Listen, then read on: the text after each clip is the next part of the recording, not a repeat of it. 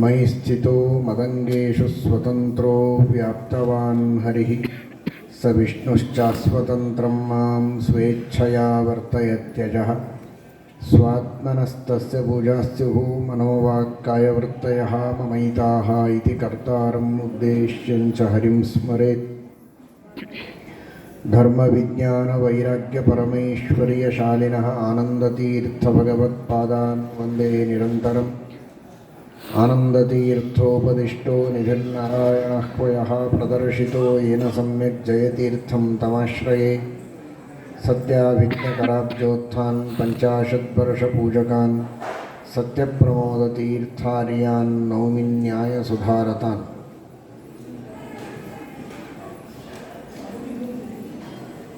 ಮಹಾನುಭಾವರಾದ ವಿಜಯದಾಸರ ಪೂರ್ವಾರಾಧನೆ. ವಿಜಯದಾಸರು ನಿರಂತರವಾಗಿ ಹರಿಸ್ಮರಣೆಯನ್ನು ಮಾಡುತ್ತಾ ತಾವು ಮಾಡುವ ಎಲ್ಲ ಕಾರ್ಯಗಳಲ್ಲಿಯೂ ಎಲ್ಲ ಸತ್ಕಾರ್ಯಗಳಲ್ಲಿ ಅದನ್ನು ಭಗವಂತನ ಪೂಜೆ ಎಂಬ ಅನುಸಂಧಾನವನ್ನು ಮಾಡಿ ಜೀವನದಲ್ಲಿ ಸಾಧನೆಯನ್ನು ಮಾಡಿದ ಮಹಾನುಭಾವರಲ್ಲ, ತಮ್ಮ ಇಡೀ ಜೀವನವನ್ನೇ ಸಾಧನೆಯಾಗಿ ಮಾಡಿದ ಮಹಾನುಭಾವರು. ಜೀವನದಲ್ಲಿ ಸಾಧನೆ ಮಾಡೋದು ಅಂದರೆ ಯಾವಾಗೋ ಒಮ್ಮೆ, ದಿನಕ್ಕೊಮ್ಮೆ, ಕೆಲವರು ವಾರಕ್ಕೊಮ್ಮೆ, ಇನ್ನು ಕೆಲವರು 15 ದಿವಸಗಳಿಗೆ ಒಂದು ಸಲ, ತಿಂಗಳಿಗೆ ಒಂದು ಸಲ, ಹೀಗೆ ಅವರವರ ಯೋಗ್ಯತೆಗೆ ತಕ್ಕಂತೆ. ಕೆಲವರಂತೂ ವರ್ಷಕ್ಕೊಂದು ಸಲ, ವರ್ಷಕ್ಕೊಮ್ಮೆ ದೇವರ ಪೆಟ್ಟಿಗೆಯನ್ನು ಬಿಚ್ಚಿ ಪೂಜೆ ಮಾಡಿದರೆ ಬಹಳ ಧಾರ್ಮಿಕರು ಅಂತ ಅವರನ್ನು ಕೆಲವರು ನೋಡ್ತಾರೆ. ಯಾಕೆಂದರೆ ಅವರು ಇಡೀ ಜನ್ಮದಲ್ಲಿ ಪೂಜನೆ ಮಾಡೋದಿಲ್ಲ.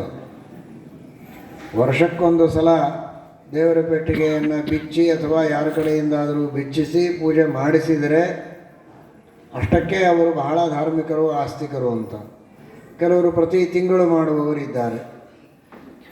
ಕೆಲವರು 15 ದಿನಗಳಿಗೆ ಒಂದು ಸಲ, ಅಮಾವಾಸ್ಯ, ಪೌರ್ಣಿಮೆಯ ದಿನ ದೇವರ ಪೂಜೆ, ವಿಶೇಷವಾಗಿ ಆಚಾರ ವಿಚಾರಗಳನ್ನು ಇಟ್ಟುಕೊಂಡವರು.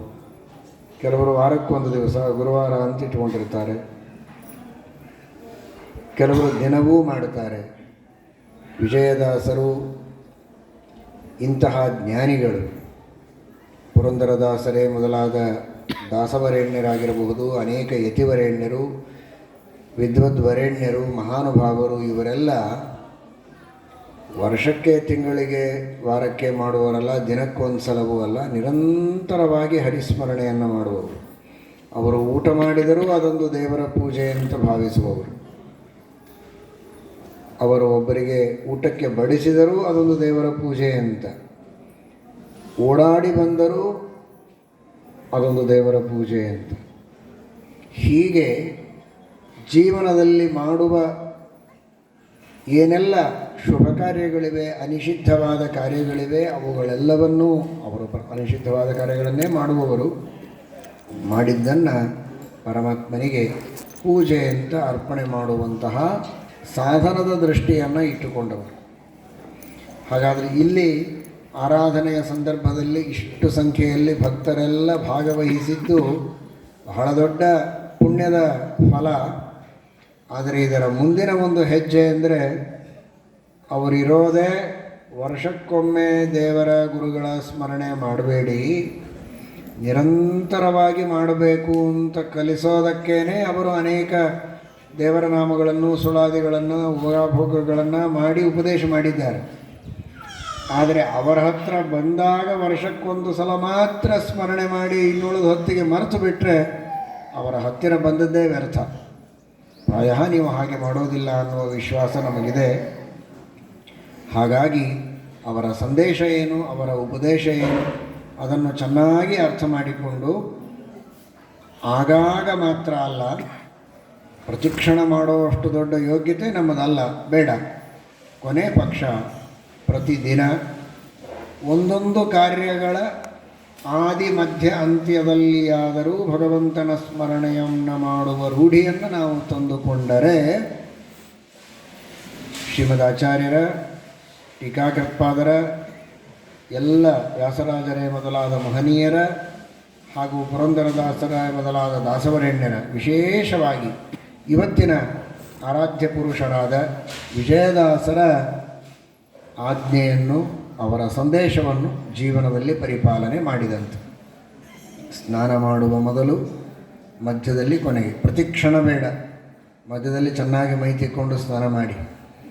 ಆದರೆ ಆದಿ ಮಧ್ಯ ಅಂತ್ಯದಲ್ಲಿ ಆದರೂ ಭಗವಂತನ ಸ್ಮರಣೆ. ಇದು ನನ್ನ ಬಿಂಬರೂಪಿಯಾದ ಅಂತರ್ಯಾಮಿಯಾದ ಪರಮಾತ್ಮನಿಗೆ ಅಭಿಷೇಕ ಅನ್ನುವ ಅನುಸಂಧಾನದಿಂದ ಸ್ನಾನ ಮಾಡಿದರೆ ಆ ಸ್ನಾನ ಮಾಡಿದ್ದರಿಂದಲೂ ಪುಣ್ಯ ಬರ್ತದೆ. ಅದರಂತೆ ಮಧ್ಯದಲ್ಲಿ, ಕೊನೆಗೆ ಮತ್ತೆ ಅದನ್ನೇ ಸ್ಮರಿಸಿಕೊಂಡು ದೇವರಿಗೆ ಸಮರ್ಪಣೆ ಮಾಡಿದರೆ ಸಾಕು.